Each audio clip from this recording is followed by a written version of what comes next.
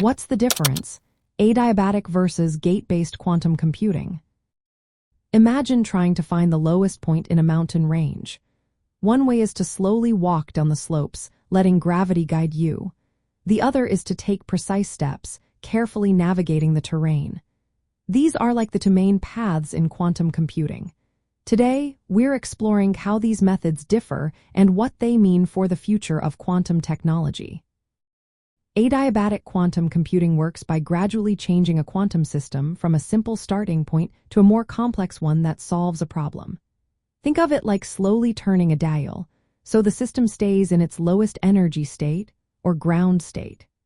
This process relies on the quantum adiabatic theorem, which says if you change things slowly enough, the system won't jump to higher energy states. This makes it good for solving optimization problems, where you want the best solution among many options. For example, problems like finding the most efficient route or scheduling tasks can be tackled this way. Because it evolves continuously, it can be more resistant to certain types of errors, making it a promising approach for real-world applications. On the other hand, gate-based quantum computing is more like a series of carefully planned steps. It uses quantum gates, which are like the logic gates in a computer but for qubits. Each gate performs a specific operation, and by applying many gates in sequence, the computer performs complex calculations. This method is flexible and can run a wide range of algorithms, including those for factoring large numbers or searching databases. However, it requires very precise control over each gate, and any mistake can cause errors.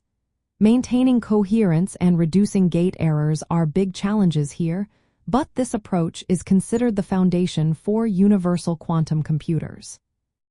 The main difference is how they perform calculations. Adiabatic quantum computing evolves the system smoothly over time, keeping it in its lowest energy state. Gate-based quantum computing applies a series of discrete operations, like flipping switches in a circuit. When it comes to control, adiabatic methods need less precise manipulation of individual parts, but they requiring slow, careful changes. Gate-based systems demand high accuracy in each gate to prevent errors from piling up. In terms of problem types, adiabatic quantum computers excel at optimization and energy minimization tasks. They're especially useful when the problem can be mapped onto a Hamiltonian, which is a mathematical description of energy.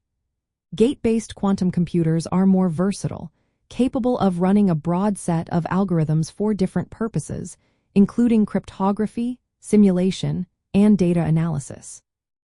Error handling also differs. Adiabatic systems tend to be more robust against certain noise because of their continuous evolution. Gate-based systems, however, face challenges with gate errors and decoherence, which can limit their performance but are areas of active research and improvement. Both methods are theoretically equivalent in power, meaning they can simulate each other with some effort. But in practice, each has its own strengths and weaknesses. Adiabatic quantum computing is already being used in devices like the D-Wave quantum annealer, which focuses on solving specific optimization problems. Gate-based quantum computers are the focus of most current research aiming for universal quantum capabilities, like running algorithms such as Shor's for factoring large numbers or Grover's for searching. Understanding these two approaches helps us see the bigger picture of quantum technology's future. Adiabatic quantum computing offers a simpler, more error-tolerant way to handle certain problems, especially in optimization and simulation. Meanwhile, gate-based systems aim to unlock a broader range of applications with more control but face more technical hurdles. Both paths are vital in shaping the emerging world of quantum computing.